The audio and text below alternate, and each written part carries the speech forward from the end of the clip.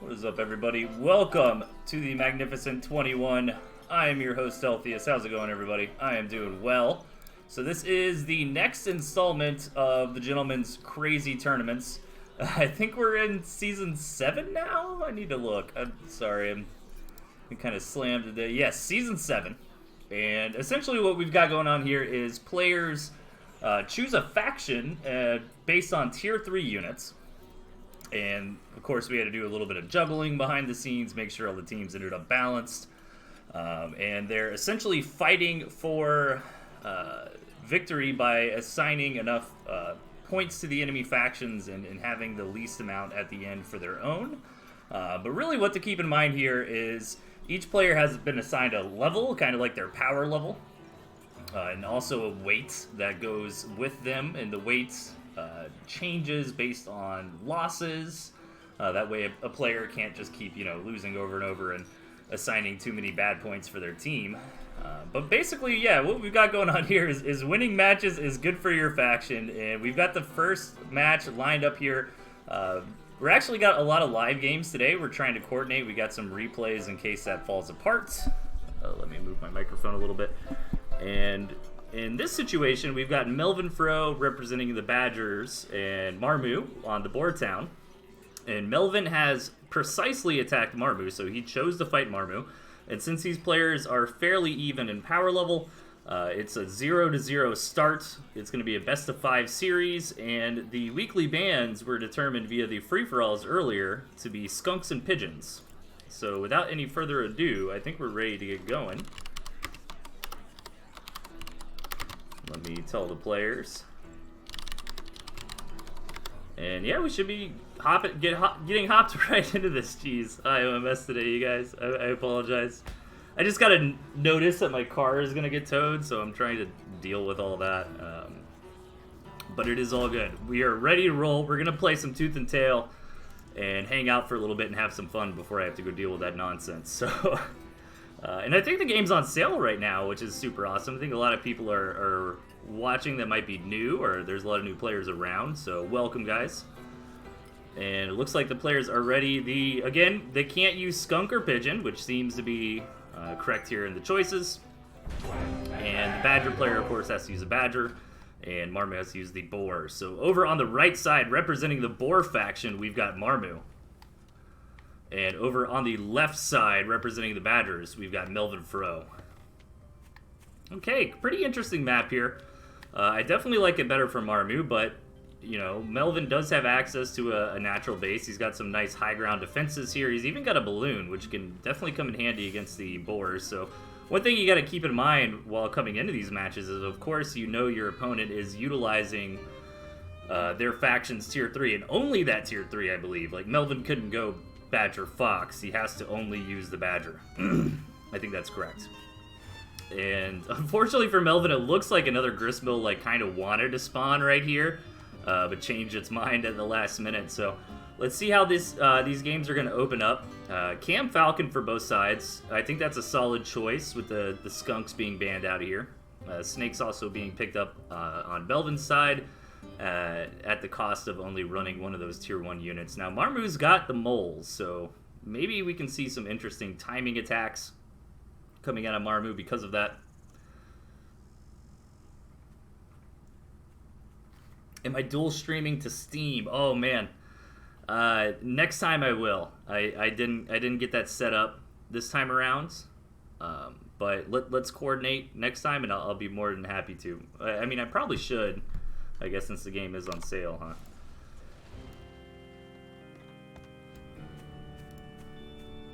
Okay. So 8 farm doubles into some fast expansions here from both sides. And it looks like maybe we're going to go into macro game. Maybe we'll see.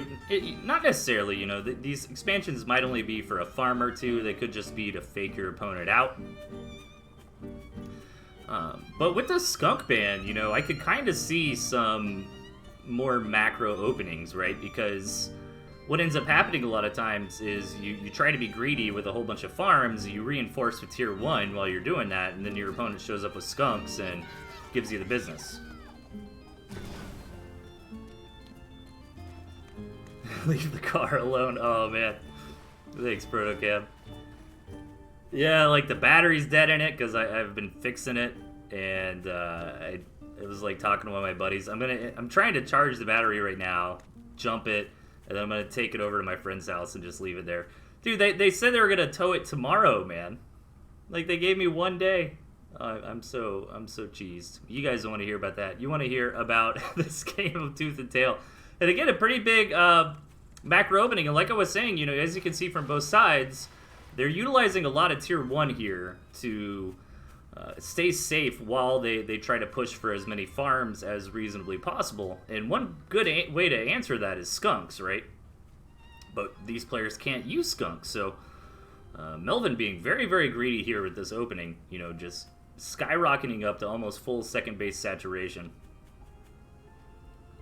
And let's see what Marmu wants to do. So far, he's only built lizards, and he's got quite a few of them. Luckily for him, no toads or anything like that for Melvin. He does end up taking this campfire, which is nice. Ooh, it puts the boar there, Marmu. You know, Marmu's gotten really good lately, I gotta say.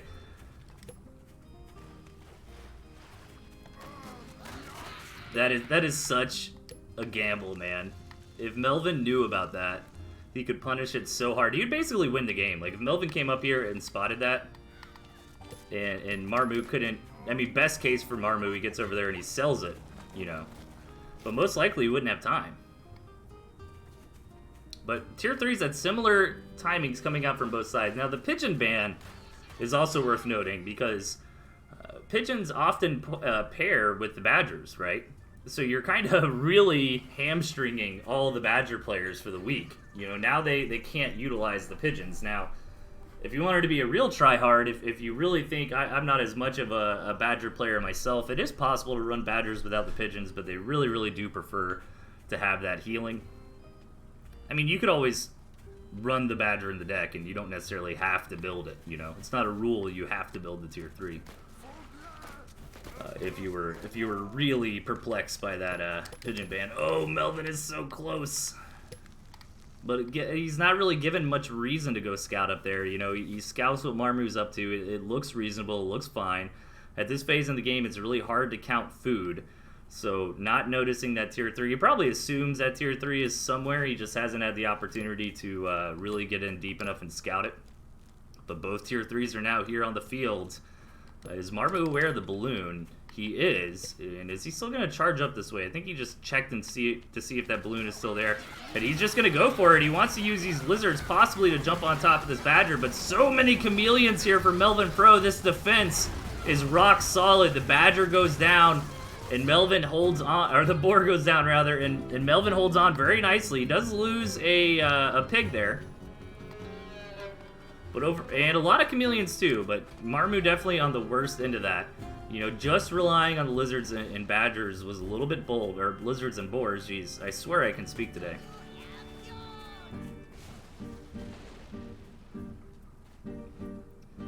Very nice hold coming out of Melvin. Now, Marmu's not down and out just yet, but he's in kind of dire straits.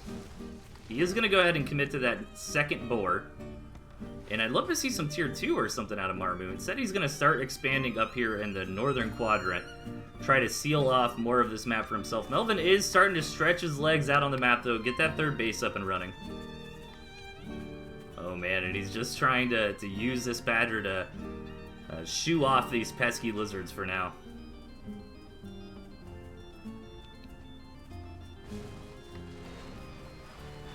I like this for Marmu too, like grabbing this base as if that's going to be his third, you know, but he's really got that third up top. But again, I don't know if Marmu's got enough here, man. You know, Melvin's getting this lizard count very high. Yeah, there we go. We see some falcons hitting the field, or Melvin's getting the chameleon count. Man, I am like 0 for 9 tonight, dude. I'm sorry, man. I'm a little tilted. I'm not going to lie. I am a little tilted about real life things at the moment. But I am trying, you guys. Alright, Melvin. Positioning himself. He's thinking about if he wants to dive in for the kill or not. Now would be a good time. You know, Marmu's put all this money into falcons that just haven't hit the board yet.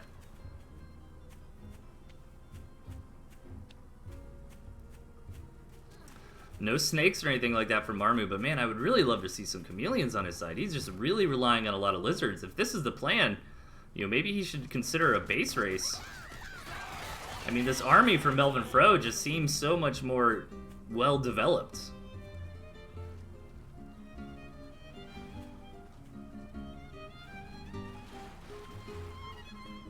And this third base got up and running for Melvin very quickly. You know, Melvin's always been one of those players who is not afraid to be greedy, man. He will definitely be leading the tempo on that farm rush, you know. You scout Melvin's base, you're like, crap, he's got like 3 more farms than me. I need to catch up. Trying to get some mines planted down here as Marmu, but Melvin's going to come in and deny. He gets one of those mines picked off, and he knows about the placement of the others. Starting to get some harassment going here. Knocks out a pig. And this is rough. We're starting to get up to these big, bold armies here. But again, Melvin's just in such a nice lead. He's been doing well on being the first one to farm up. You know, Marmu did get his third base nice and established. And, you know, first bases are long gone. Second bases are on their way out. And push is going to come to shove eventually. Now, if Marmu can hold on to the ultra late game here, he does have this additional base over Melvin. I mean, yeah, there's this mill right here in the middle, but I highly doubt either player would really be able to secure that.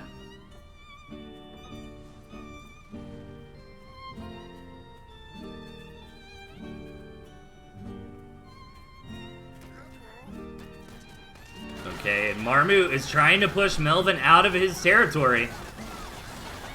But again, I'm liking this army for Melvin, or maybe I'm wrong. Maybe this border explosion is actually going to be enough to slam through here. All the units going down for Melvin. Only the Badger left. Marmu desperately trying to chase it down with the Falcons, but ends up overextending into the balloons. The Badger does stay alive, and Melvin's economy is just so strong at the moment. He got this additional base up and running in flying colors. Double the farms here for Marmu. Although that engagement did go pretty well for Marmu, all things considered. You know, he was behind when it started. He did overextend at the end there, really trying to get that Badger. I don't blame him. Oh, and he did get the Badger, actually, while I was zooming out looking at the map. Somehow Melvin ended up losing that. I apologize for not catching it. Some of you more astute Tooth and Tail fans in the chat probably saw it. But what I'm really worried about here is the farm count, you know. I mean, Marmu's did pretty well on these last couple engagements. Oh, and now Melvin scouts the north. He sees what's going on. But he should still be pretty happy that he's got that economic lead.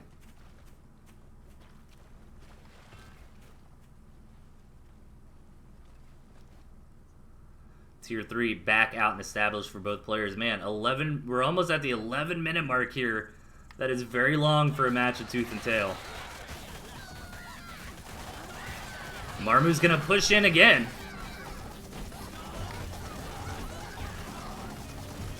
Does he have enough to actually get through? That Boar Bomb does nice, but again, man, Melvin is just left here with like a half HP Badger. He can get that water healing. He can get that thing back up to speed in no time. And what's the play from Melvin, man? Do you just sell off the boar and go for the lizard base race, or it looks like he wants to commit to yet another board here. Now, is Marmu aware of that bottom base? Yeah, he knows about it. He knows he's got it. He's pretty far behind in economy, but maybe he just feels like he doesn't have time to catch back up in that regard. Like, he's just got to shove through and win. Which, unfortunately, man, I think that last attack or two just needed to do more damage for that to be the case. And he is finally going to come over here and commit to some more farms, but might be a day late and a dollar short. Melvin is working on Badger number 2 here.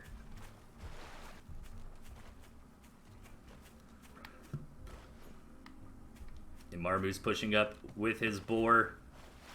Ooh, needs to be careful. That boar is exposed, Marmu! Oh my god, Marmu, no! Oh, it's the bait boar as the lizards come down and attack the expansion. I love the strategy, but I just don't think it's going to work. The rest of Melvin's army is on the way. And he's going to be able to clean up these lizards, no problem. Marmu fighting to the very end, but I think he's going to have to throw in the towel at some point soon. Now, Marmu's actually got the economic lead, though, now. Since this very, very quick third base for Marmu is starting to fallow out, as well as this fourth base being ravished. But the question is, can Marmu reinforce to get up a large enough army to contest this push that is inevitably coming out from Melvin here?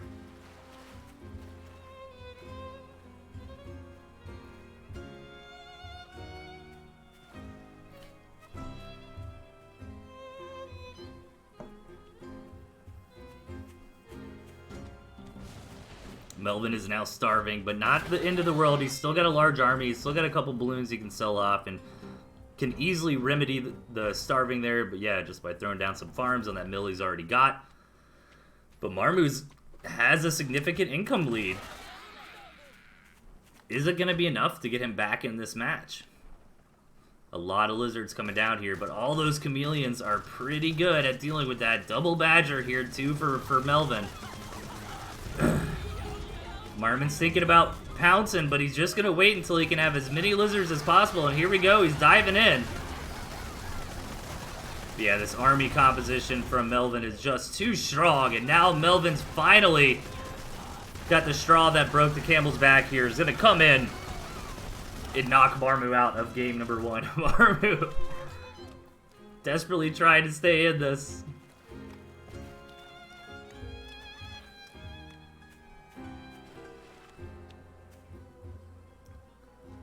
Melvin trying to be careful. Marmu wants to build all those moles for the backstab. And Melvin brings his units back.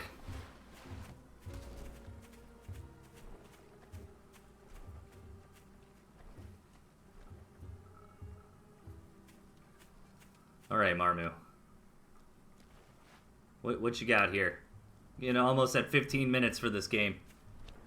Got a lot of matches to go through tonight. Unfortunately, I am on finite time, so if we end up just having some really long matches like this, we won't be able to get to everybody live, but we'll still have a solid 2-hour window of Tooth and Tail tonight. Here comes the big desperation mole attempt, but Melvin is on top of it.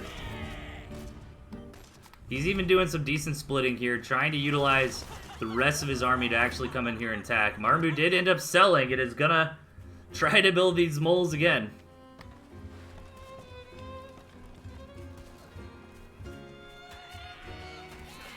But unfortunately for Marmu, this is just not going to work here, man. He does have a lot of money. But I think all that this is really accomplishing is drawing the game out longer and longer. I think eventually Melvin will be able to get in here and both defend and attack. I think he just needs to leave, like, most of his army at home. Yeah, so he's just going to park everything and defend that one mill. And this will allow him to start cleaning up the rest of Marmu's mills and campfires and whatnot with the badgers. Pouncing on these warrens yet again. Trying to destroy these, prevent Marmu from being able to sell over and over. But Marmu still has a big bank. Like, keep in mind, his economy is still up and running. He's got those 8 farms still, but finally he taps out. And we will be heading into game number 2. Alright, Dizon is working on another one of his amazing scoreboards, so I apologize for my little not as impressive scoreboard here tonight. But yeah, that awesome scoreboard we had for the TnT Championship 2020.2 is getting revised a little bit to be more robust and kind of work for anything. So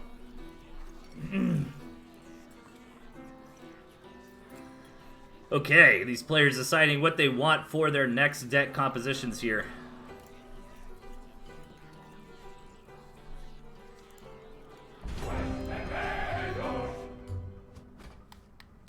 And we are in game number 2. This is a best of 5. Spawning on the right, we've got Melvin Fro and his opponent in the bottom, Marmu. Alright, that game was pretty good, but I feel like Melvin had a solid lead the whole time, for the most part. You know, Marmu did end up taking some good strikes, but that Lizard Boar comp versus, you know, just a much more technologically developed army for Melvin just simply wasn't cutting it. You know, Mass Lizard like that can be pretty good if you can prevent your opponent from really getting out those big core units like the Chameleons. Or if your opponent is doing something like trying to use a lot of snakes early on. Snakes picked up this time around for Marmu as well, getting rid of those mines. And this map definitely looks better for Melvin here. He's got a pretty nice 4 bases. Marmu's not down and out, though. Oh, wait, I'm sorry. Dude, I apologize, you guys. I'm a little scatterbrained tonight. But Melvin, this map doesn't look so good for. He's only got this 1 expansion. It is up here on the high ground. And a lot of times in Tooth and Tail, contrary to what we just saw, you know, 2 bases is often enough. Yeah, yes, this is a game based on RNG maps, so a lot of times there will be map advantages for one player or the other. A little bit of mole shenanigans here. Good defense by Melvin. Still forces that sell on the farm, though, and since Marmu already had all 8 of his farms established while that was going on, you get some value there, but Marmu with a bit of a blunder here, leaving these moles out and exposed against Melvin. Marmu desperately trying to get that 1 home, gonna have to sell off this Warren. And take some significant losses off of that. So the early game definitely going for Melvin. Even Marmu's even floating a lot of food here. Just gonna slam down a lot of tier 1. But yeah, with RNG, you know, you'd be surprised, like with the RNG, a lot of times it does end up being pretty even. But this is one of the cases where the map is definitely favored for Marmu, and Melvin needs to kind of consider that into his game plan, right? Melvin's got to realize this and say, all right, I've got to figure out a way to stop this from becoming a late game situation. You know, it's got to be a 1 or 2 base attack here, maybe with a Badger timing, maybe trying to scout out Marmu being too greedy and coming in with a nice push to counter that. But whatever it is, Melvin is the protagonist of this episode of the anime here. Marmu's just got to sit back, relax, play safe, you know, not take any too many big risks, but continue to develop, continue to expand. And if Melvin doesn't do anything about that, then Marmu will eventually just out economy his opponent. I call it the Zap Brannigan approach, right? It just throws so many units at your opponent until they die. And this is what I was talking about. Here comes the gambit from Melvin. It's going to be a 1 base Badger as he's feigning a 2nd base. But Marmu is committed to so much tier 1 here. This is not what Melvin wanted to see. While he's desperately trying to get that Badger out. Actually does a good job of targeting down most of those moles. What you're really looking for in this engagement is to go even at the very least, but also pick off a Warren or 2 with these moles and that extra structure crit damage. And although that was a good defense, Marmu is still busting through. He's able to pick up 2 Warrens. He still has not seen the Badger, but Melvin does hold. He's coming in with a bit of a counterattack, but I feel like this should be a feint. I don't think he can actually commit to this counterattack because he's got that money wrapped up in the Badger. And he's probably going to have to sell off a Warren here. You don't want supply-blocked units, those units that are in the red, not being able to be produced. Yeah, he's got it. He's either got to sell the tier 3 or he's got to sell something and commit to that Badger. He did sell that Warren to get the Badger out, but Marmu is knocking on the front door again here.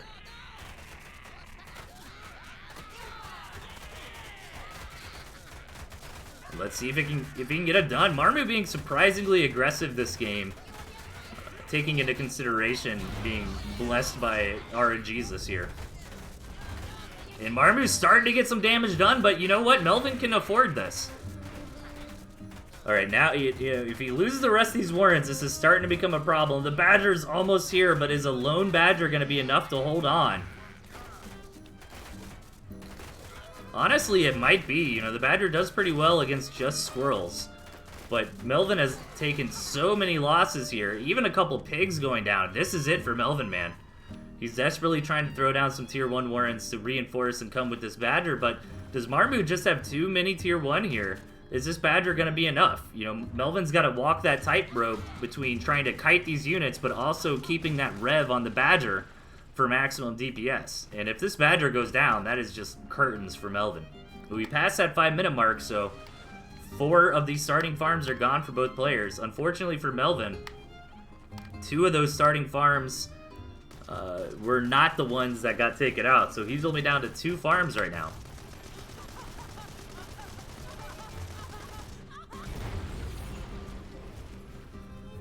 Melvin beginning to push. Again, he just needs to win the game right here, right now. These tier 2 out in the open for Marmu.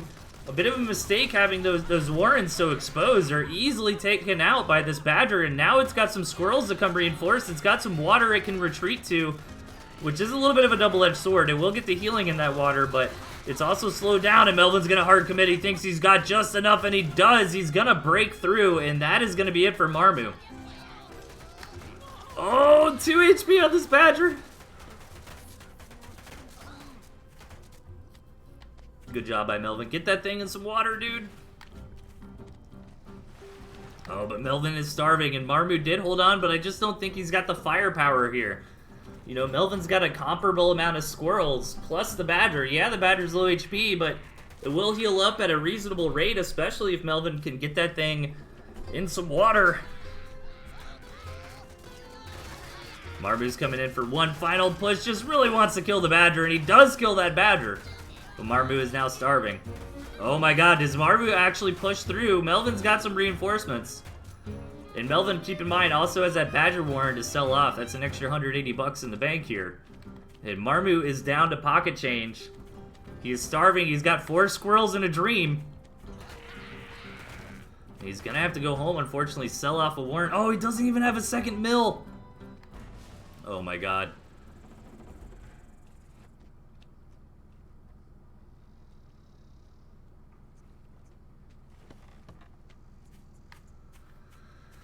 And yeah, not having that second base, having to invest 120 food to stay alive here is going to leave Marmu with just no boots on the ground. Melvin's going to be able to come in with twice the number of squirrels here, should be easily able to pick Marmu off, and Marmu's just going to have to tap out now.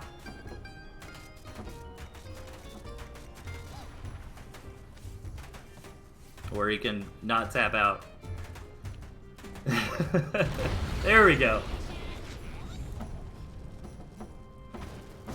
Alright, 2-0 lead so far for Melvin Fro. Badger players rejoice.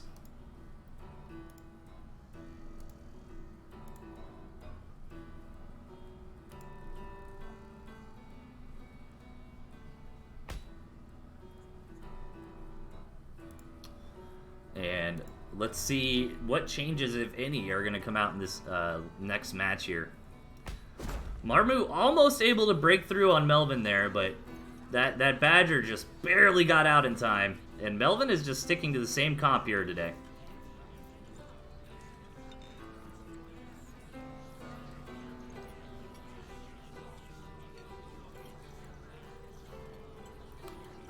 Yeah, it looks like these players have figured out which decks they want to use.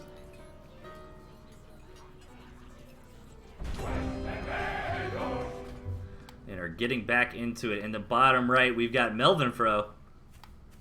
And his opponent is the top left, desperately needing a win here to stay in the series. We've got Marmu.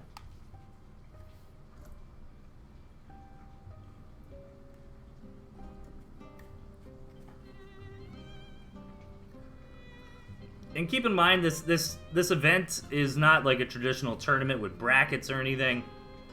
These players are not, you know, gonna get eliminated or anything like that. It's kind of like a type of Swiss, I guess. You know, a lot of people are gonna play a lot of opponents. You know, basically, if you're on specific teams, you can make precise attacks or auto attacks against various teams, depending on that pentacle of faction relationship here. In this situation, Badger gets the precise attack on the boar, so Melvin actually did select Marmu for his opponent, selected a player close to his level. In situations where there's a level disparity, the lower level player enjoys a handicap in the matches, which we may or may not see later tonight, depending on who actually is able to make it here, who's scheduled. Sometimes it is difficult to get these live games going. We know these live games are super hype to enjoy, you know, for the chat and stuff like that. But we've got Tooth and Tail players all over the world, man. You know, large differences in time zones and such. So a lot of times in events like this, The matches are just kind of played whenever the two players can agree upon it. And we end up, casting the replays for your enjoyment. However, the gentleman was able to wrangle up some live matches for everybody tonight, so thanks to the gentleman for that and all the players who were able to adjust their schedules to accommodate for this. Oh, Melvin thinking about... Oh, man. He had 180 food there. I got hyped. Nope, just some tier 2 from both sides. Marmu's got that expansion going. I think Melvin had an expansion, but then canceled it. He sold it.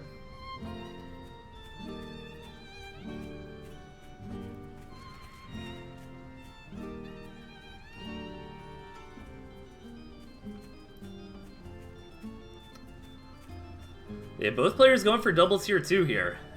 Now, all things considered right now, I give a slight edge to Marmu, because he does have that second mill up, and he can start, sprinkling in a farm or two as appropriate. So he should get that second base economy up and running a little bit faster. However, Melvin's gristmill is on the way here. Going to be up and running shortly, and Marmu still hasn't committed to a farm on that second base yet, so... Yeah, there we go. A single farm being put down. Trying to stay conservative here. I expect like 3 out of Melvin, man. That's just the way he plays. Oh, man. Big plays from Melvin here. Gonna throw that balloon right on the front lines. Marmu sees it. He's got to contest this. He cannot let that balloon go up. So Melvin feeling confident that he can actually do this. Good target firing by Marmu onto that snake, immediately gets it, but the chameleons are up and running here for Melvin, which they were not for Marmu. That was the trade-off that Marmu ended up with getting that earlier mill. Melvin was able to get his tier 2 online earlier and was able to utilize it as well. I'm not sure if he sold that balloon or actually lost it in the crossfire. That is a big deal because it's 120 food right there. But Melvin with a nice little victory there. Ends up getting in, knocking out a warren or two. Is going to come home and grab a couple farms. So far, so good here for Melvin.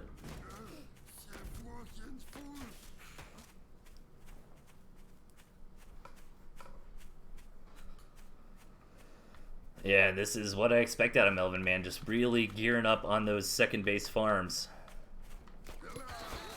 Marmu has not committed to more than one. He's just trying to play safe. But unfortunately for him, man, if he doesn't realize what Melvin's up to on this economic lead, it doesn't matter if he takes a good engagement or not. He's just going to be too far behind. And these trades seem fairly even. If anything, maybe Marmu has come out on the top a little bit there, since he did end up keeping one of his tier 2 alive. He's going to come in and see, man, you've got 4 farms on that base? All right, that's going to make Marmu commit in. Going to try to get something done, but... needs to be careful. Does not want to lose that snake at the moment. But yeah, the 5-minute mark hit, so the economic disparity is even larger now. Marmu finally able to throw a few more farms down. This is very hard to juggle. 2 little farms, you're going to lose in the long run. Too many farms, you might get ran over in the short run. So you got to get it right in that Goldilocks farm zone, man.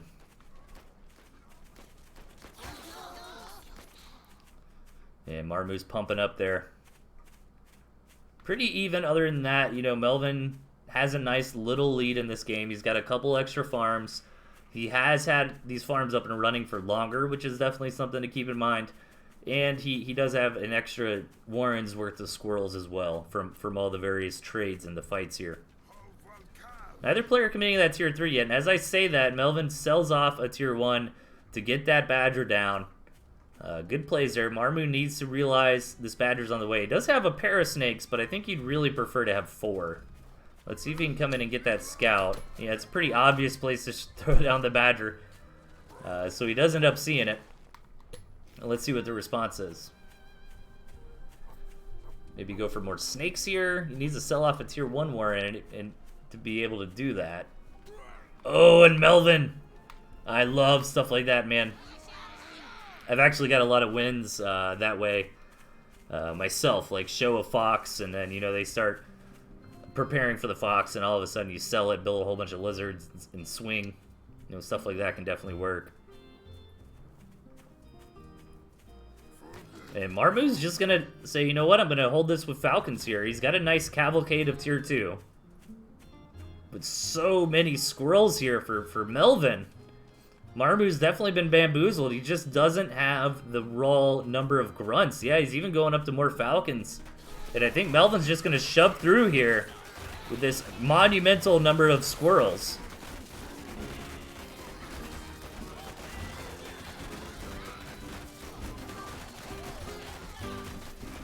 And Marmu's going to hold on to his last breath, but losing that second base here and all his economy with it is the death sentence. He's going to tap out.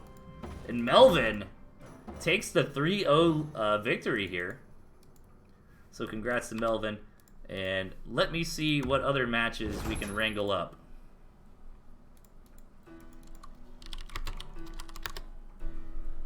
Give me 1 second here. Thanks everybody for hanging out as always. I definitely appreciate it.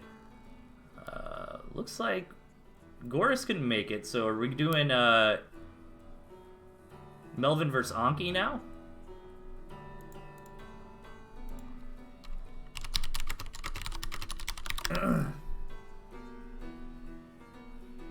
Okay.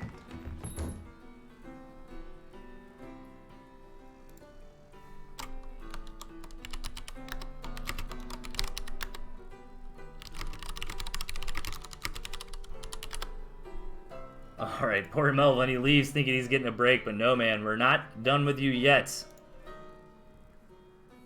Oh, he's requesting a break, but I don't think we have any other live matches.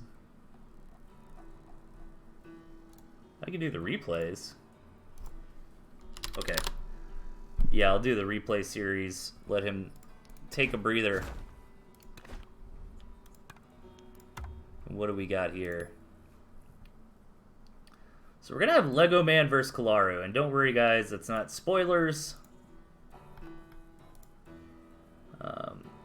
Kalaru starts this with a 1-0 lead because Lego Man does have a significant level differential on him. Kalaru representing the Foxes.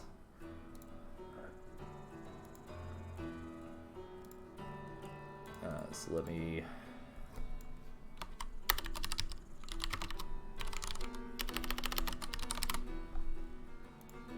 And Lego Man... What team is Lego Man on? Let me double check. Lego Man is with the Wolves.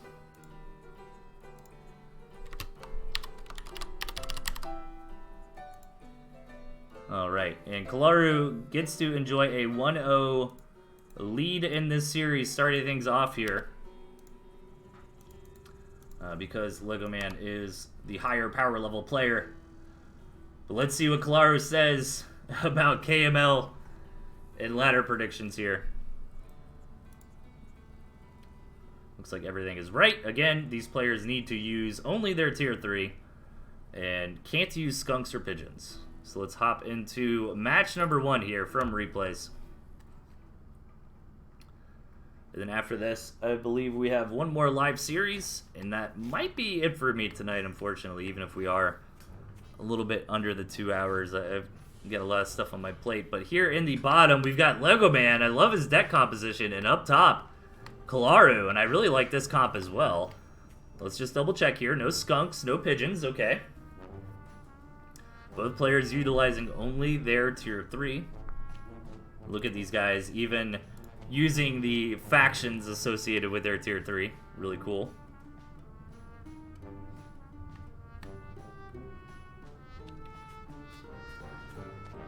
And let's see what kind of openings we got. So Lego Man's kind of got, like, the Pile style, you know. If anybody's been a fan of Tooth and Tail for a long time, Pile is one of the old school greats. He would utilize lizards and defense, run around with lizards, get a whole bunch of map advantage, get some value, and then put you in a stranglehold with various defensive structures.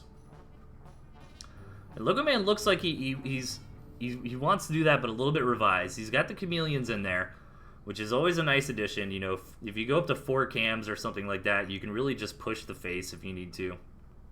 Lizards are always nice, of course. We've seen plenty of games where the only unit the player builds is the lizards, because they really do scale quite nicely in large numbers, can also base race. And you know what? Ooh, I love this from Claro. Is it going to work, though? I think this does work if you build the mill. Oh, and he didn't scout it, but he was feigning the mill anyways. This could be a disaster for Claro, but no, Lego Man is pushing up. And he's going to get backstabbed. These Warrens immediately falling. Claro! Alright, I do have a little bit of a caster bias here, man, for Claro. I am on Team Fox. Oh my god, this is going so good for Claro. Those lizards were rallied. They were not there to help defend, and so many moles here. Now, the question is, do you double down or do you pack up and go home? I think you should pack up, but Claro is doubling down here. He's going to see if he can muster up enough moles to just end the game right here, right now. These pigs do a pretty good job of defending against just moles, though. And Lego Man will slowly but surely rebuild his lizards. He's got these Warrens in a nice spot where they're not going to be critted down upon very quickly.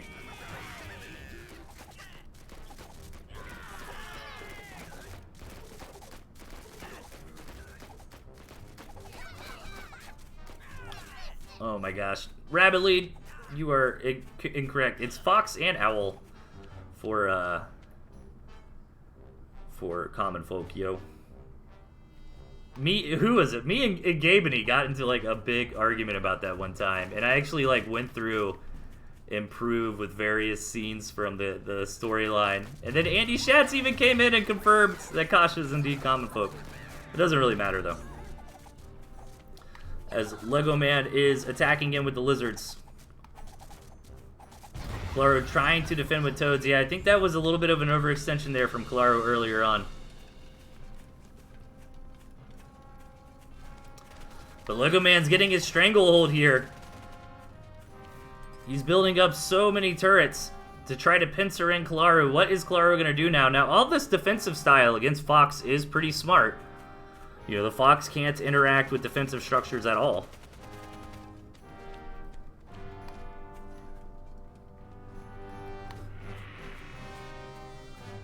However, that doesn't mean you can't put supporting units with the Fox that can deal with the defensive. But no, Claro is just kind of giving up on the main base.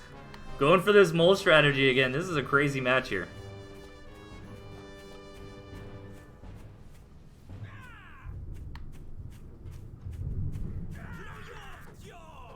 And the mole attack is starting here from Claro. Gonna get some value, but this is not gonna be game-ending damage, and Lego Man's lizards are home in time to defend. And now what's Claro got? Like, this artillery is on the way. So many turrets here. Claro is not going to be able to bust through this.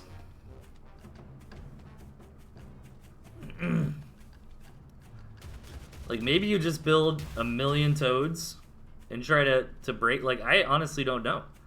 I mean, the moles do really good against structures, but without anything like snakes or ferrets here, I mean, he's got the falcons.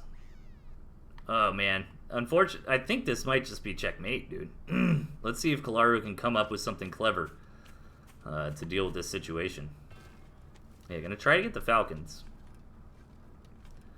But you really gotta nip this thing in the bud before it gets too established here, you know? This is just so much defense, especially with the newer patch turrets here. It's gonna be very difficult to actually bust through that.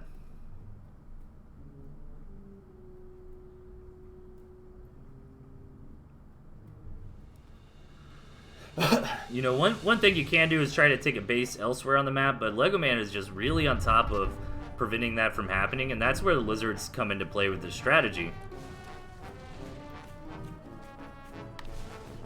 And Lego Man, yeah, look at this. He already knows that's a possibility for Claro, so he's just going to invest the food into taking, like, all the mills and just saying, no, man, you are not getting out of this pincer hold.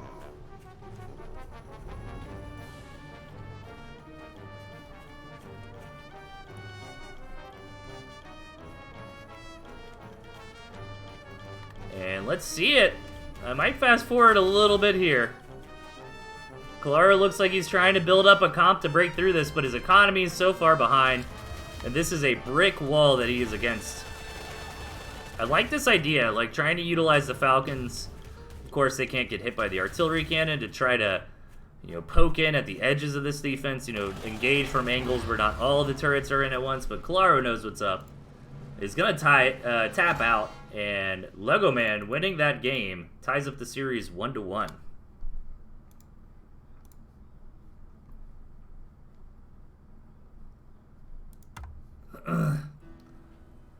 Okay, game number 2.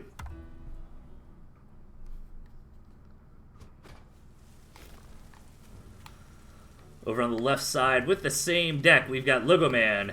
And over on the right, subbing out, it looks like the moles for the balloons, we've got Kalaru.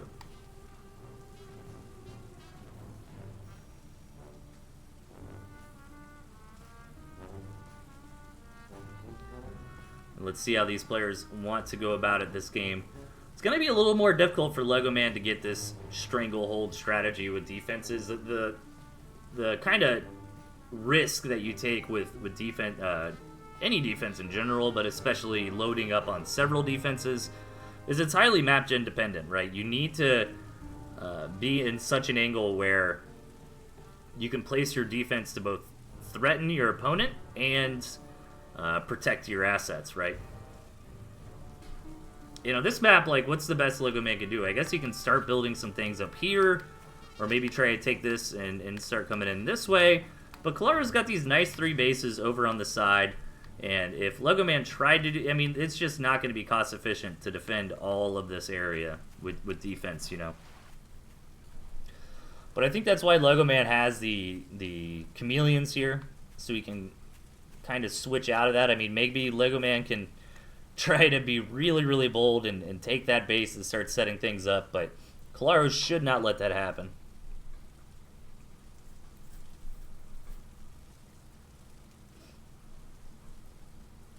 So we might see more of a standard game, you know, here. Last match was really wonky. Kalaru did some like mole all-in stuff at the beginning that started getting some damage done, and then I think he overcommitted to it a little bit, looking for that killing blow. And that allowed Lego Man to get that fortification up and running on that high ground right outside Kalaru's base. Lego Man looking for some harassment here with the lizards. Kalaru is not at home, but he's got toads. He's got some units here at a decent position to defend anyways. Lego Man can try to swoop around to get this farm, but Kalaru's going to be home in time to defend it, or at least should be. But Kalaru needs to be careful. He's moving his commander away. Now is a chance for Lego Man to strike. He's going to come in here. Kalaru gets that sell-off just in time. Good play from Lego Man. Doesn't lose any lizards in the process. Nice defense there as well from Kalaru. But he's going to look for the hard commit. Lego Man trying to give him the runaround here, but takes a toad in the face, and this is starting to look bad for Lego Man. He just lost all his lizards here with this harassment, and this is the danger when you only have lizards. If you lose them all in a big position like that, this counterattack is real. However, he does have these clutch turrets to defend. Kalaru is not going to attack right into 3 turrets, but he can simply walk around. Oh my gosh, does he find this base? Yes, he does, and he's going to be really happy about that, but does Lego Man just counterattack? Nice pickup on the toad there. No explosion, some good toad connections, but not going to be enough to just delete all the lizards. However, Kalaru should still win this. Ooh, this one turret in the bottom actually doing a lot of work. Nice sell on that farm as well. So all things considered, you know, that went pretty reasonable for Lego Man. This counterattack a bit botched here. Not going as good as Kalaru had hoped. He just doesn't have enough units to really be diving in as far as he is. He did pick off that Warren, which is nice, and he's got a lot of reinforcements on the way. And all he needs is a few toads together to get some nice connections.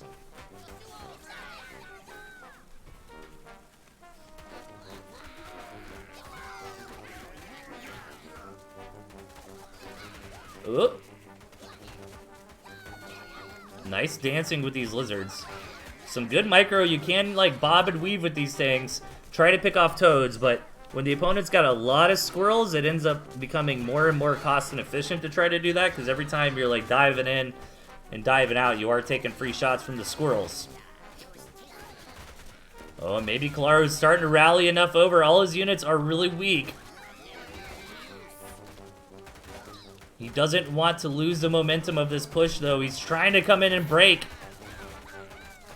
Lego Man's defensive position.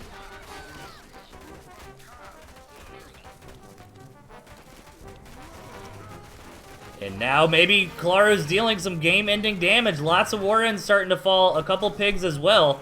But these turrets are really being a thorn in Claro's side. You know, picking off stray reinforcements and like. Gonna utilize this water healing here and regroup his units. Probably get rid of this lone turret.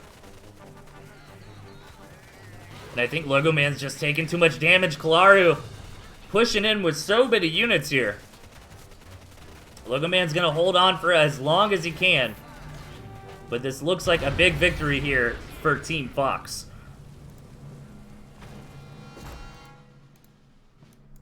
Putting the series at 2-1.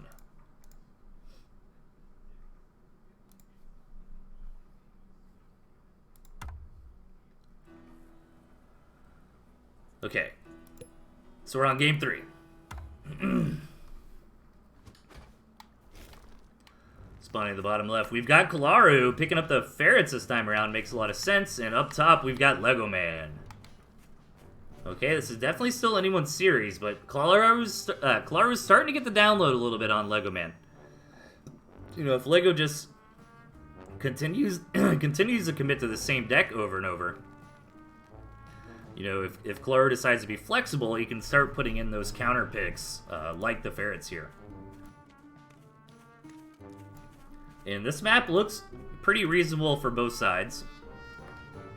You know, an easy 2 bases. And then we've kind of got this 3 o'clock position that's really going to decide the game if we get into a late game situation. Whoever can get over there and secure both of those bases. And, you know, for Lego Man's, you know, defensive pushing strategy here, it can definitely work. You know, this is a nice gristmill. Once he expands his territory out, he'll be able to put down those structures like the balloons and turrets to both defend and contest his opponent at the same time. And if he really, really wants to do that leapfrogging defense creep, he can always grab these cabins, get that extra territory there as well. I love this interaction we see every now and then.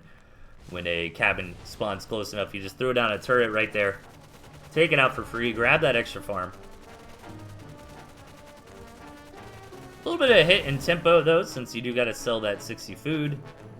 And that's not Warren's, so he needs to be careful. Ooh, tier 2 spotted immediately by Lego Man. No moles. But if Lego Man just commits to a lot of tier 1, maybe he can just overrun his opponent. But no, he's looking to expand. I think he just wants to keep the pressure on with these lizards. Behind that, take the space, maybe throw down a farm or 2, and start getting his turrets up in better spots. Comes in here, picks off a pig.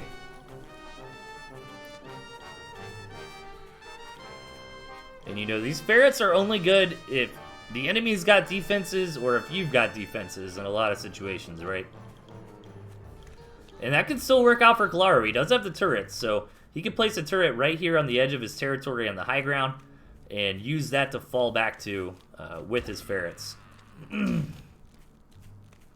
But this Lizard Chameleon army coming out from Lego Man is going to be quite strong in a direct engagement. That's why those ferrets really need that turret support. If it becomes a direct fight, you run back to the turrets, you get an advantage. And is Lego Man going to try to jump on this before the turret goes down? No, it looks like he thought about it, and he's going to come back for now.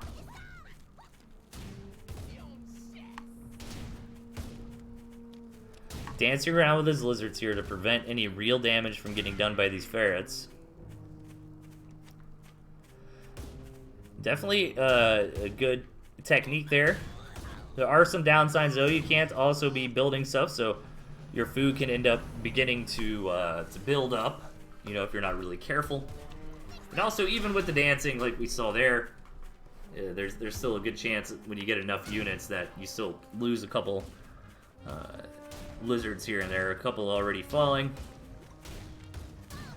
But only 2 tier 1. There's a 3rd tier 1 picked off. Oh man, Kalaru really should have committed onto that balloon, but he hesitated there. But he finds a nice angle that this balloon is not protecting, and is going to start shelling down at this expansion here. And keep in mind, the economies are even. You know, Lego Man's got 1 extra farm. The campfires count as mills up on the scoreboards there. So it's a little bit closer than it looks. Nice engagement here for Kalara, but another balloon getting down. This is why turret balloon is very strong, because it's like, what beats turrets? Ferrets. Okay, what beats ferrets? Balloons.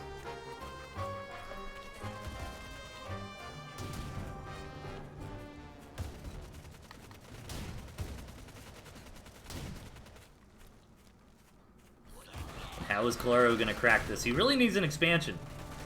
You know, or Lego Man will eventually out-muscle him here. Decent engagement there for Lego Man. He did pick off a chameleon, but lost a lot of lizards in the process. But I'm really worried about this expansion. I guess it's not that bad. Like, Kalaro does have 2 campfires. But with the mobility of these lizards here, Lego Man very easily able to bring his lizards over and knock that out. I wish Kalaro would have came up and got that balloon while the lizards weren't home, but loses a commander here. Lego Man thinking about hopping on these unmicroed ferrets, but will still be in turret range. Decides to go for it, ends up getting 1. Losing a lot of lizards in the process, though. But Kalaro really needs to expand. He's getting up to 4 cams here.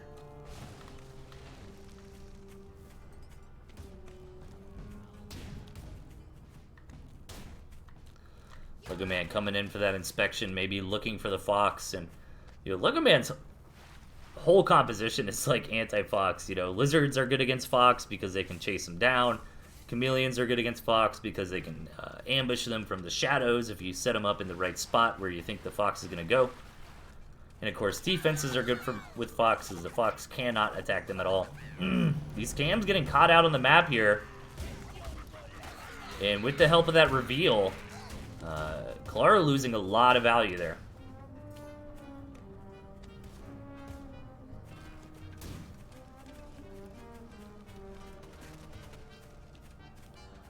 And Kalaro really doesn't have much to deal with these balloons here. I mean, I guess the lizards would be the best bet. You know, balloons are kind of a rough unit to deal with in general. Like, they don't necessarily have a direct counter. I mean, really, I think the best counter to balloons is just mass tier 1. But if your opponent has a lot of tier 1 to defend the balloons, you know, they'll most likely stay up. But even in those sorts of situations, the balloons are attacking tier 1, they're kind of overkilling them.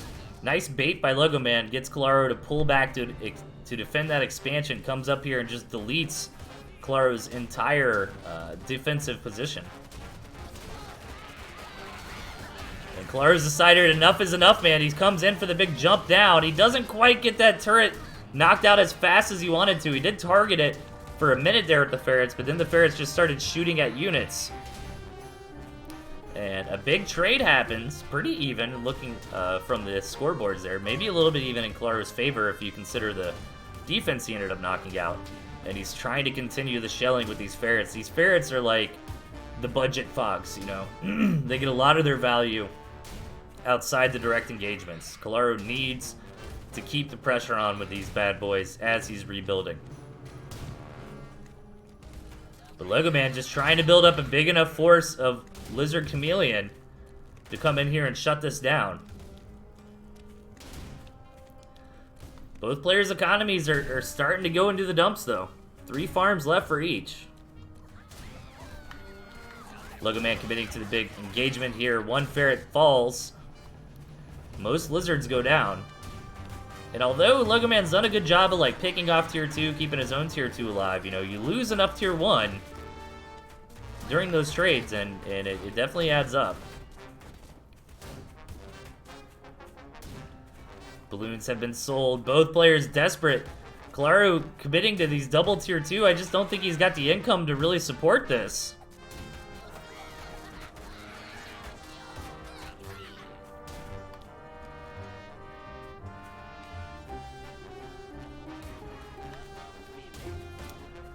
And what is Kalaro doing? It looks like he sells off a little bit of the tier 1. He just really wants to keep the ferrets out, get his chameleons out. And he really can't afford to lose this ferret here. Lego Man diving in, desperately wants that ferret. Not going to get it, though. The chameleon, 1 chameleon falls for both sides. And I don't know, man. This is starting to look pretty good for Claro if he can keep these ferrets alive. Needs him to heal up a little bit. He can just keep the pressure on. You know, pick off a lizard every now and then. If Logo Man doesn't respect it, you'll get some more and more shells on that mill. Oh, that should be a lizard killer there. Yeah, I think he got 2. And Claro's just slowly biding his time, waiting for his cams to get out here to really defend this. Needs to heal this ferret though, but get that ferret in the water, man. He needs to go for a little swim.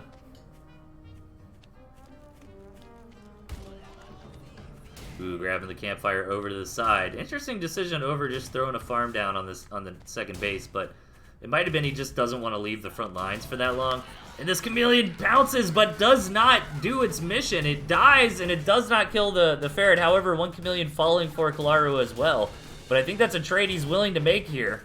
As Lego Man is slowly running out of steam, and that is it for him. Claro able to take a victory here for Team Fox. I love to see it. Okay, guys, give me a quick break. I'm going to muster up the players, and we will get into one more live match. Let me see if they are ready.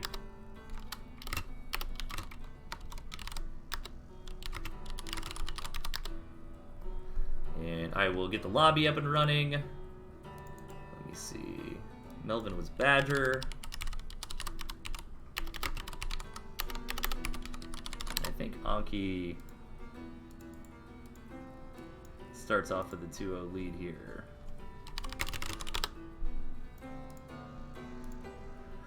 Let me check the spreadsheet. Let's see.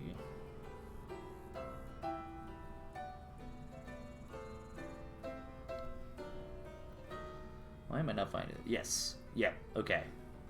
Wait. Yes, okay. Anki is a wolf player. And is going to have a 2-0 lead against Melvin here. So Anki's just got to win one match.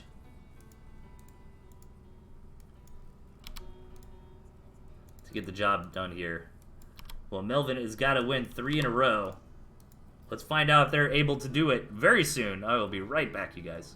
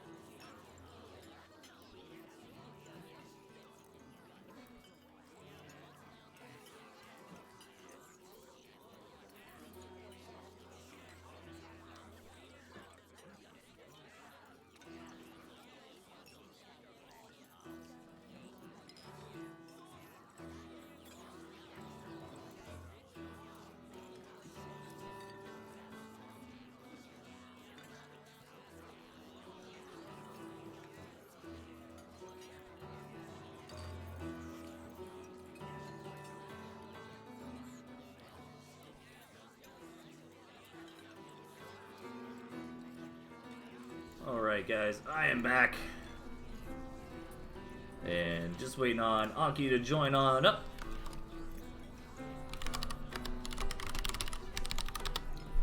And we will get started here.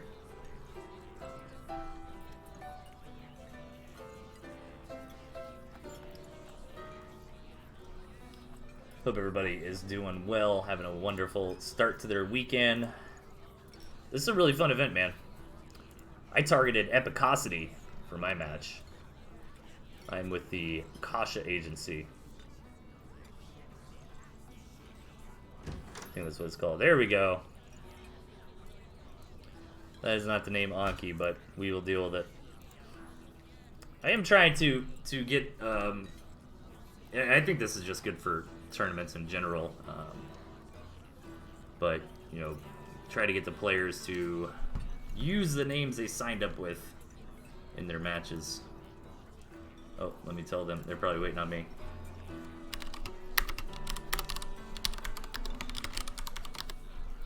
And here we go. Again, Melvin has to win 3 in a row here, while Anki only has to take a single map.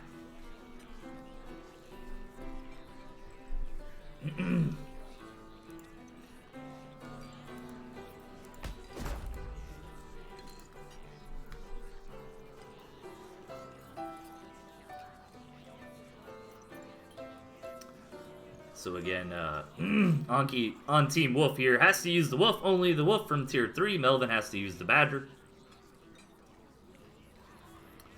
Man, this is kind of rough for Melvin. Like, he does have the advantage. He is the higher level player here, but... Get off there. Cats. Sorry. But man, you know, anybody can sneak a win, right? They get that right map RNG, they hit that right timing attack, or kind of blindside you while you're out on the map scouting. I mean, spawning on the bottom here, we've got Anki representing Team Wolf. Over on the left-hand side, Melvin Fro with the Badgers. Yeah, definitely, you know, Melvin is favored here. Both players with Wire Balloon, that's pretty interesting. Wire Balloon Cam, so... And Squirrel, so 4 out of the 6 units here are the same for the 2. And you know, I kind of prefer the Snakes over the Falcon in this position. When you know your opponent's got the Tier 3, and this is a Tier 3 themed tournament, so they most likely will try to get it out. The Snake is a phenomenal unit against Tier 3.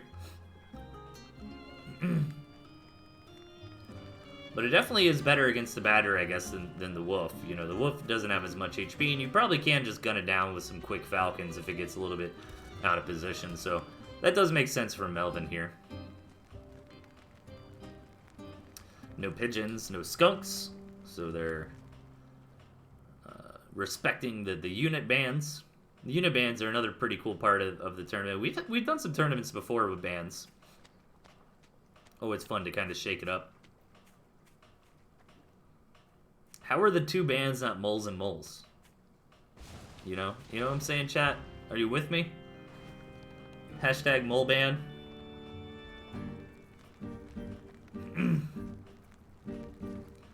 8 farm double from Anki. Meanwhile, single Warren into expansion from Melvin here. Let's see what Melvin wants to commit to this base. You know, Melvin is kind of known for playing greedy. Could also get a pretty nice balloon out early with that additional territory granted by that mill. But no, it's going to go ahead and get some barbed wire up and running. Meanwhile, Anki taking a not-so-expected base over directly in the 3 o'clock. But I do like that because it kind of sets Anki up to try to argue over those other mills. You know, certainly that 4 o'clock mill. This one in the middle here might be too difficult to take. But in that situation, the map splits where both players get 3. So it could end up happening either way. And look at this, Anki wants to move. Thinking about maybe moving around this expansion here. Meanwhile, Melvin getting that tier 2 up from both sides. So far, Anki's playing just fine in this game. Maybe he needs to commit to a farm or 2 over here on this base. Gonna go for 3, which I do like that, you know. You see your opponents building farms. You see they're building tier 2. Well, it's a pretty safe assumption to get in there for a couple additional farms. Wow, double tier 2 for Melvin. Has Melvin scouted that base? No, he hasn't, but he's about to right now. And that base might be the downfall of Anki. If Melvin can rally his units over there when Anki's not ready for it, you know, take that out. That is the downside of expanding so far away from your base. You know, yeah, there is the chance that it doesn't get found, but oh my god, Anki must not know Melvin saw it. Places the wolf down over there. If Melvin just marches over with the forces he has right now, I mean, that could just be game. Lots of farms coming out from Melvin here, and getting into a bunch of squirrels to help defend that.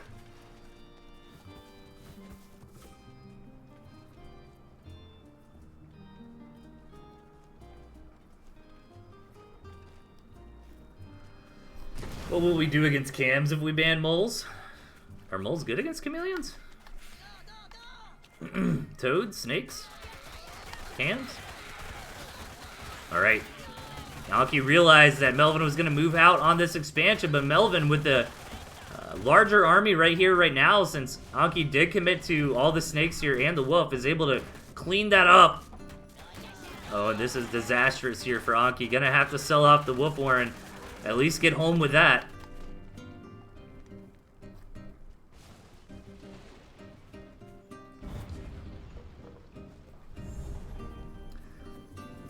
And Anki with a lot of snakes here, but not really the units that they need. Trying to buff up to a bunch of squirrels. You know, the badger is on the way. So maybe these snakes will become more and more useful as the game progresses here. Just gonna have to grit the teeth and bear it there through the barbed wire. Not a whole lot of damage though, and is just gonna be able to backstab this main base. The snake poison will definitely get the job done. But now Anki has to take this fight, and this, you know, doesn't look too bad. However, Melvin did get the upper end of that engagement, starting the fight on the snakes. Anki should be able to clean this up pound for pound. That was a pretty big victory there for Anki. However, Anki has no second base. You know, Melvin's got one fully saturated with the badger on the way.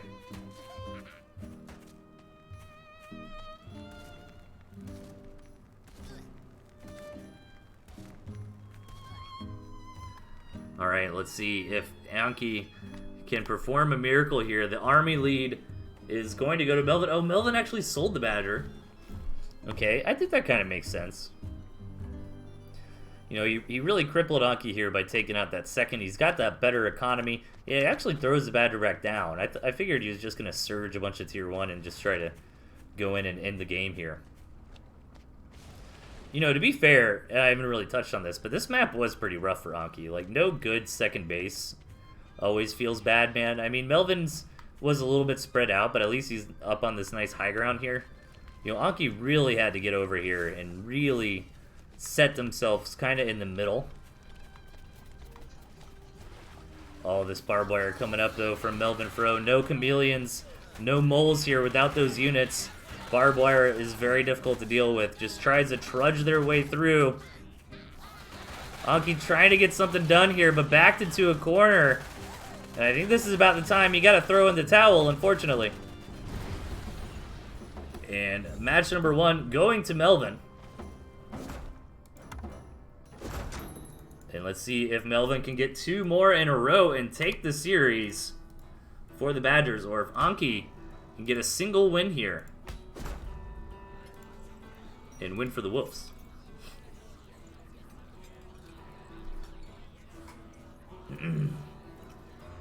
And as gentlemen's discussing it, I am a little bit on the delay. I try to use the delay during live matches. That way people can't be little sneaky cheaters and see what deck compositions their opponents are taking. Over here on the right, we've got Anki. Opponent to the left, Melvin. This time around, Anki utilizing those ferrets. Huge map. This map is, like, surprisingly symmetrical, you know? I mean, it's nicer for Anki, I think, because they have the high ground advantage here. Melvin is, unfortunately, on this low ground right here starting out, but shouldn't be too difficult for him to get up and over that as needed. You know, having this natural base on the low ground always hurts. But, you know, both players have a natural that's pretty reasonable. Both players have a far away third base. And there's kind of this mill in the middle here to fight over. So, actually, I'm just kind of like looking at this map, man. RNG can be weird sometimes. Now, how do you actually get to this base? You know, it does... You might think, well, Delthius, you know, nobody takes 2 bases so close to each other like that. Well, it could actually happen this game if it does go long, because, you know, look at this awkward ramping to get into this base. So it would be very difficult for Anki to actually get in and attack it. What could be really cool is Anki getting some high ground vision with like balloons or something. And pressuring with that, or even the ferrets or something, but definitely getting way ahead of myself. Ooh, Melvin Fro, the sneaky base in the south, but one of the problems with taking sneaky bases too early in the game, when your opponent is still, like, getting the lay of the land, is they might find it not even looking for it, you know. They might find it just kind of scouting out the map, which I think is what just happened there for Anki. I mean, I don't want to take too much credit away from them. Maybe they were going to go check that, because they did already see a mill down there. Some snakes on the way for Anki here. An interesting tier 2 choices, kind of from both sides. You know, obviously we can't pick up skunks this game, but no chameleons. And skunks and chameleons, to me, are kind of the big bread and butter tier 2s, you know, that really add a lot of direct power to your decks. Snakes can definitely do that as well. And, you know, Snake Wolf is actually a really good combo.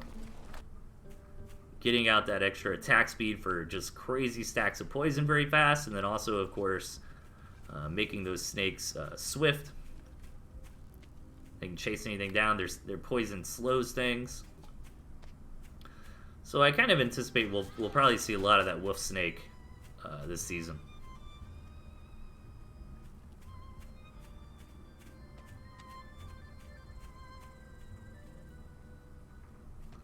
Alright, Anki's moving their snakes forward.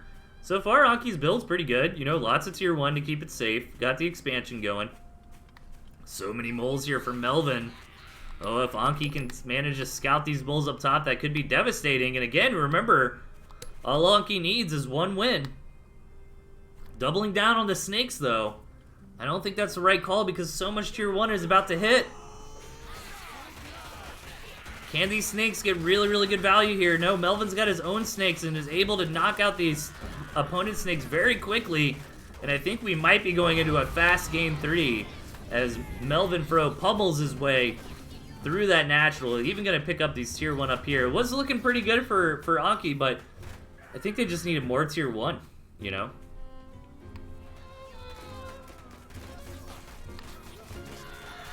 Moles are super rough.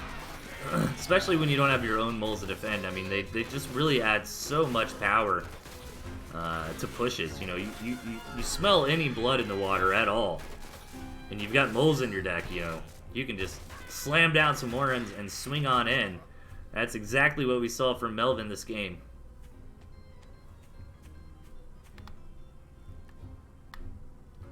Now, Anki's not dead just yet, trying to re-rally what they can. But it's definitely in dire straits. I think this last follow-up push here from Melvin is just going to kind of seal the deal. Melvin looks like he's waiting for a couple more snakes, maybe. Going to go down here, grab a few farms, just to put the icing on the cake of the lead here. Good follow-up scout from Anki. Going to go check out what's going on down here. Is going to see a few farms recently placed, so knows Melvin Fro's economy is going to begin to be advantageous for him here. And keep in mind, Anki did lose a lot of farms on that attack. But there's just so many units here from Melvin Fro. He's looking to pounce in, deny this second base again. And that will just force Anki out of this game. But Anki will have one more life here as Melvin Fro gets the series caught up to 2-2. Keep in mind, Anki did start with that two-game handicap. So technically, Melvin Fro is 2-0 in this series.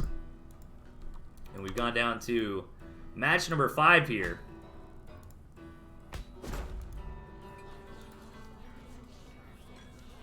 Alright, what's the play going to be?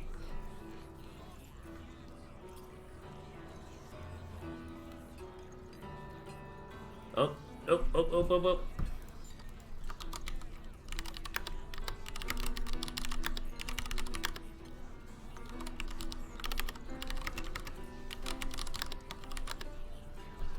Alright, saw him grab the pigeons and then rush into Discord and say, hold on, no pigeons. And here we go. Spawning on the right, we've got Melvin Fro. Their opponent to the left, Anki. Ooh, Anki bringing the turret balloon this time around.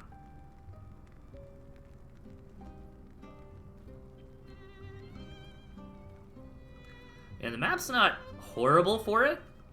I mean, this is actually a fairly Anki favored map, I think. You know, Melvin does have the natural. Again, that's really all you need to get the job done in a lot of cases. This third base may or may not end up being difficult for Melvin to take, depending on how the early game goes. But, you know, if Anki can figure out a way to just start creeping their way up here on the map, they will grab so many mills for themselves, shut Melvin out of this base right here. And the 6 o'clock base will be rough for Melvin regardless.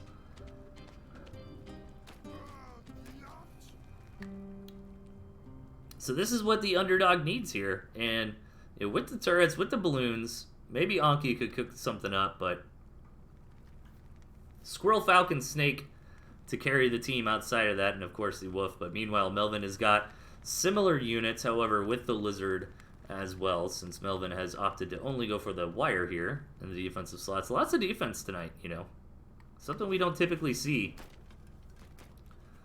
too often in Tooth and Tail. Outside of very specific strategies.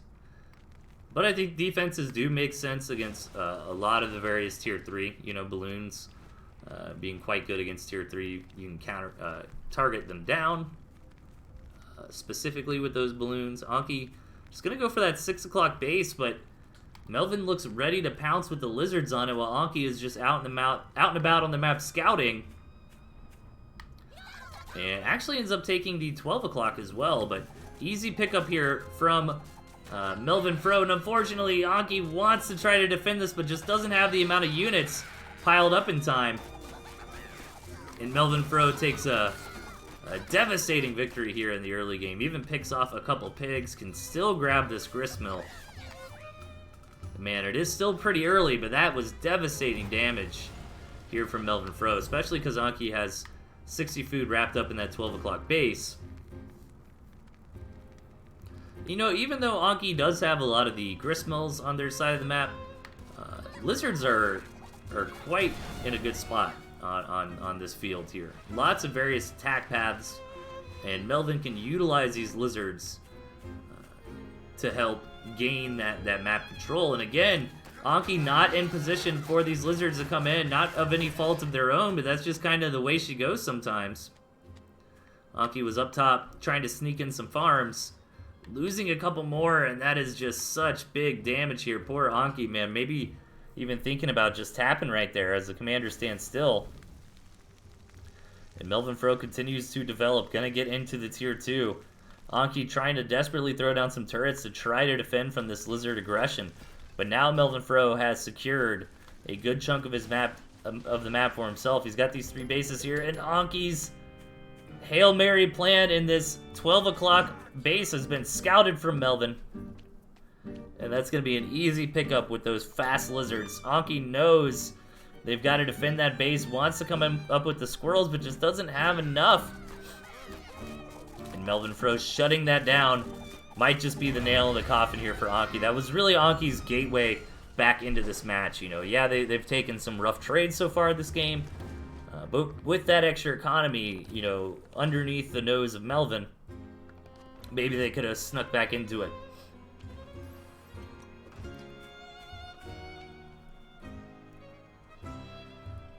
And Anki knows they're not in a good spot, just trying to muster up as many squirrels as possible, trying to rebuild those farms, maybe try to come down here and take this 6 o'clock base, but with all these spread out bases, you know, you're just asking to get pounced on by these Lizards. The only one that Anki could really defend would have been this one here, the natural expansion.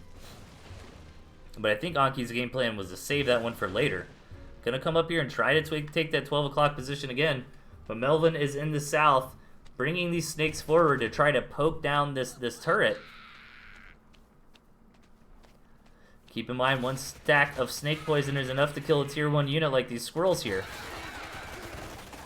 And Melvin Fro, kind of reading the room here, realizes he's got enough to just go for it with the help of the tier 2 in the back.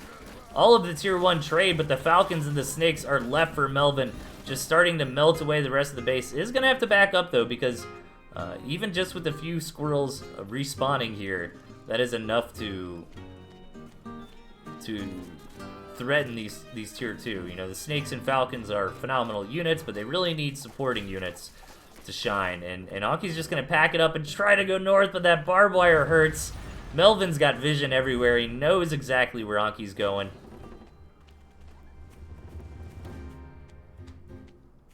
And a good showing tonight from Melvin Fro. Nice try here from Anki. But it looks like Melvin will take another victory here for Team Badger. Anki with the last stand, trying to throw up the turrets. But Melvin should have enough to just shove right through here. Gonna go home and do what? No? Just kind of digging. Okay. Where'd he dig to? There we go. Yeah, maybe sell the wire. Again, just being safe. Gonna go ahead and commit to a few more farms. You know, for some reason this doesn't work. He's still got it. But I think Melvin's just got the overwhelming numbers here. Gonna micro this correctly. Try to poke down these turrets. Snake's playing ferrets here. But he's got enough, man. He's kind of playing with his food at this point. He can just slam on through and win this game, but he's taking his time. He's being careful. He's doing it right. And yeah, just 2 turrets is not going to be enough. All that barbed wire to help tank 2. Melvin Fro getting another victory for Team Badger here.